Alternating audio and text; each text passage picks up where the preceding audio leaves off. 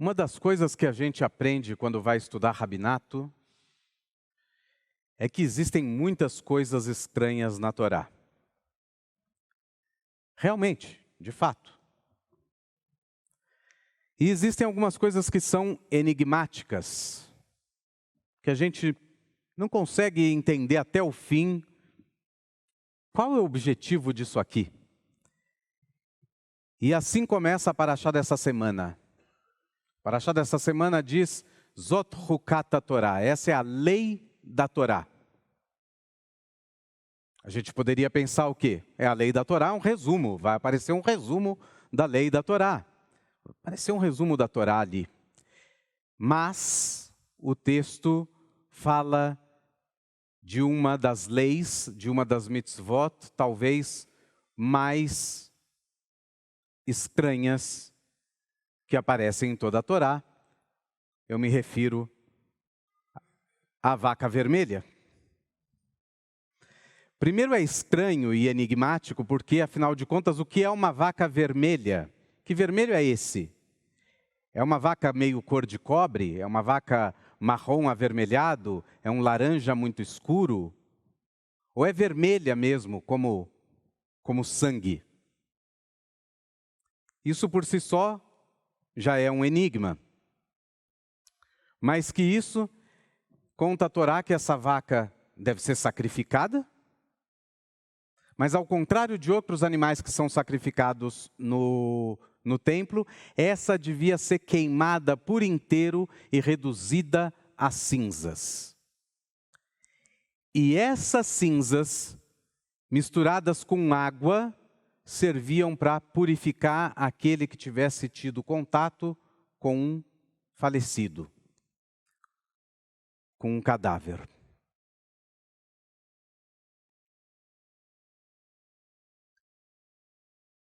É verdade que a Torá falou de muitas regras de pureza ritual, impureza ritual e tudo mais, mas em geral a impureza ritual se resolve de uma forma muito simples. Se mergulha em águas vivas, vulgo mikve, e está tudo resolvido. Por que que essa impureza ritual específica não adiantava mikve? A gente precisava ter o ritual das cinzas da vaca vermelha. Outro enigma por trás disso é que a Torá explica que aquele que estava impuro ia ser purificado pelas cinzas, mas aquele que fez a mistura das cinzas com a água e que ele estava puro, por ter tido contato com as cinzas, ficou impuro. A Torá não dá qualquer explicação para nenhuma dessas coisas. Faz sentido, porque a Torá começou, o texto começou com Zot Hukat Torá, essa é a lei da Torá, e Huká é o tipo de lei que aparece no texto bíblico que não tem a menor explicação. Mas não é só a vaca vermelha que é enigmática na paraxá da semana, tem outros enigmas. Por exemplo, em algum momento a paraxá da semana fala sobre uma espécie de ataque de cobras. Os israelitas estão no deserto e de repente cobras começam a picar. Muita gente morre por conta das picadas de cobra. Vão recorrer a Moshe Rabbeinu, como sempre, reclamando, como sempre. E Deus manda então que ele construa uma serpente de cobre e coloque sobre um poste. E aqui tem outro enigma. A mesma Torá que disse, não fareis qualquer imagem, já tinha lá atrás mandado fazer 2 querubins de ouro sobre a arca da aliança, e agora fala para fazer uma serpente de cobre, a imagem de uma serpente de cobre. Não só isso, a Torá explica que todo aquele que for picado imediatamente não precisa ligar para o Butantã, não o cemitério, o instituto, não precisa buscar um soro, basta olhar para o poste com a cobra de bronze e ele vai ser automaticamente curado. Como? Ninguém sabe. É mais um enigma da Paraxá dessa semana. Essa cobra talvez tenha ficado muito famosa, porque mais lá para frente, no livro de Reis, conta-se que quando o rei Ezequiel chegou ao governo, ele percebeu que muitos israelitas estavam adorando outros deuses, fazendo imagens e adorando como se fossem o próprio Deus. E então conta o livro de Reis, segundo Reis capítulo 18, que Ezequias então destruiu todas as idolatrias, todas as imagens, e a serpente de Moisés, ele a esfacelou. Ou seja, também a própria serpente tinha se convertido num objeto de adoração, e Ezequias pensa que provavelmente esse culto a essa imagem não era exatamente um culto ao Deus de Israel. Muito bem. Outro enigma, e eu só estou trazendo enigmas, não estou trazendo a solução para vocês. Outro enigma que aparece aqui é a história de que Moshe, ouvindo outra reclamação do povo, que não tem água no deserto, conta o texto que Deus fala: pega a tua vara. Olha só, a frase começa um pouco errada. Ele falou: pegue a tua vara, vá até aquela pedra e fale com a pedra. E a pedra, então, vai jorrar água. Só que isso já tinha acontecido antes. Lá no livro de Êxodo, Deus falou a mesma coisa. Pega a tua vara, vai até a pedra e bata na pedra. E da pedra sairá água. Moisés, no meio de toda aquela reclamação do povo, talvez tenha se confundido, só isso. Simplesmente se confundiu. Chegou na pedra e, em vez de falar com a pedra, ele bate na pedra 2 vezes. E o que acontece? Sai água ou não sai água? Sai água. Mas a coisa mais estranha é que depois Deus chega, e a gente conhece muito bem essa história, Deus chega para Moisés e a Arão e fala: vocês não vão entrar na terra de Israel, porque vocês me desobedeceram, não fizeram o que eu mandei, e dá esse castigo, que é um castigo terrível para Moisés. E aí tem outro enigma. Se o castigo é tão terrível, é porque a transgressão deve ter sido muito grande. A transgressão de não ter obedecido a Deus. Mas se a transgressão fosse tão grande assim, por que a pedra deu água? Era só não sair nada. Essa já era a punição suficiente. O povo ia falar: esse Moisés não é mais de nada. Isso daí já começava toda a punição de Moisés. E aí Deus falava: porque você não me obedeceu, eu não dei água para esse povo e vocês não vão entrar na terra de Israel. Mas não foi assim.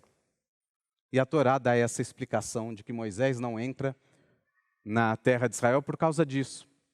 O que também é outro enigma. Moisés faz de tudo certinho, tudo que Deus manda, Moisés faz. Aí um errinho desse, que não foi tão grave, segundo a minha opinião, porque se fosse grave não tinha saído a água saiu e matou a sede do povo. Por causa de um errinho desse, ele é castigado dessa forma. Eu conto para vocês um segredo, eu não sou o único que fiquei incomodado com essa história. Durante milênios, durante os 2 últimos milênios, pelo menos, vários rabinos começaram a se perguntar, afinal de contas, qual foi o pecado de Moisés?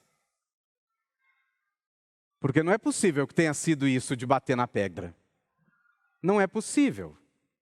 E aí eles começam a pensar em todo tipo de coisas.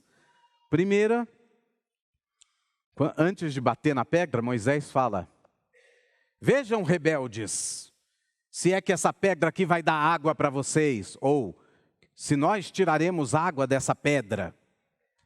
E alguns comentaristas vão dizer que o pecado de Moisés é ter xingado o povo de Israel, chamados de rebeldes. Pode ser. Outros comentaristas vão dizer, não, o pecado de Moisés é muito anterior. Ele matou um egípcio, lembram disso? Lá, muito tempo antes de tirar o povo de Israel do Egito, ele tinha matado um egípcio e isso seria transgressão suficiente. Vários rabinos propuseram várias coisas. Ibn Ezra faz o seguinte comentário sucinto desse versículo. Eu procurei e encontrei que as pessoas levantaram 13 transgressões contra Moshe Rabbeinu. Ponto. Ele não entra em detalhes. Provavelmente Ibn Ezra também não ficou satisfeito com nenhuma das 13 explicações. Há cerca de 10 anos, nessa mesma sinagoga, um aluno meu ia subir a Torá, um aluno de Bar Mitzvah, e nós começamos uma conversa sobre Moisés não entrar na terra de Israel e tudo mais. E em um determinado momento o menino me perguntou, e como a tradição judaica diz que a gente deve citar as fontes, o nome dele é Murilo, já um rapaz de 20 e poucos anos. Murilo olhou para mim e falou, mas onde está escrito que Moisés iria entrar com o povo de Israel, na terra de Israel? E eu fiquei de queixo caído. Porque, de fato, não está escrito isso em lugar nenhum. Deus nunca falou, você vai entrar com o povo de Israel. Deus falou, você vai levar o povo de Israel. E aí eu falei para o Murilo, mas falou que ia levar o povo. É claro que Moisés pensou que ia entrar na terra. E aí o Murilo olhou para mim e falou assim, se a gente acabar essa aula e eu falar para você que eu preciso de uma carona até em casa, você supõe que você vai entrar dentro da minha casa? Um menino de 13 anos me disse. E eu falei, você está certo, eu não suponho. Eu suponho que eu paro o meu carro, você desce, eu digo tchau e vou embora. E assim, apesar de ainda não concordar que Moisés não tenha entrado na terra de Israel, porque eu queria que ele tivesse entrado, o assunto me deixou mais calmo. Murilo, aquele menino de 13 anos, às vésperas do seu bar mitzvah, me deixou muito mais tranquilo, pensando que talvez, a priori, já estivesse muito claro, para Deus, pelo menos, que Moisés não ia entrar. E não por alguma transgressão, simplesmente porque a missão dele era conduzir o povo até a entrada da terra de Israel. De todo modo, algumas semanas atrás a gente falava da história dos espiões, e lá os espiões, o povo foi castigado daquela forma. Vocês não acreditaram em Caleb ben Yefuné e Yoshua bin Nun, então vocês vão vagar por 40 anos, ninguém da geração que saiu do Egito vai entrar na terra de Israel, ninguém da geração que saiu do Egito vai entrar na terra de Israel, exceto Caleb ben Yefuné e Yoshua bin Nun. Ali também estava muito claro que Moshe, Aharon e Miriam não iriam entrar na terra de Israel.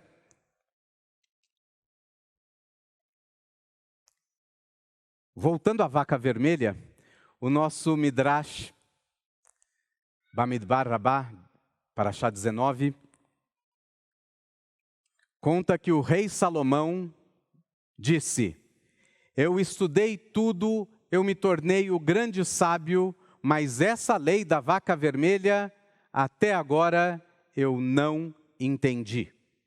Quando os sábios falam que o homem mais sábio da história não compreendeu as regras, os enigmas da Parashá de Hukat, eles estão dizendo que fiquem tranquilos, existem coisas sem explicação e que a gente não tem condição de entender. Mas ao mesmo tempo, por outro lado, eles estão dizendo, os nossos sábios estão dizendo, sim, existem coisas inexplicáveis, logo existem coisas explicáveis. E para as explicáveis, você deve questionar, pesquisar, estudar, mexer, revirar, de toda forma, até compreender. E talvez seja isso que queira dizer Zot Hukat Torá. Essa é a lei da Torá. O texto não fala, essa é a lei da vaca vermelha. Ela fala, essa é a lei da Torá. Qual é a lei da Torá? A lei da Torá é que frente ao incompreensível e frente àquilo que a gente não entende, nós devemos questionar, nós devemos ler, devemos estudar, discutir, revirar de um lado e de outro, até encontrar conhecimento ou se conformar que existem coisas inexplicáveis. Essa é a regra da Torá. Que a gente nunca deixe de estudar. A festa mais, eu não vou te dizer a festa mais central, porque, enfim, mas uma das festas mais centrais, que é Pêssar, deixa muito claro isso. O ponto central da Agadá, do Seder, são as 4 perguntas. A mensagem que nós transmitimos de geração em geração é: perguntem, mesmo que você não tenha exatamente uma resposta, como foi o caso do rei Salomão. Mas sim, a nossa missão como judeus é nunca deixar de perguntar, nunca deixar de questionar. Shabbat Shalom.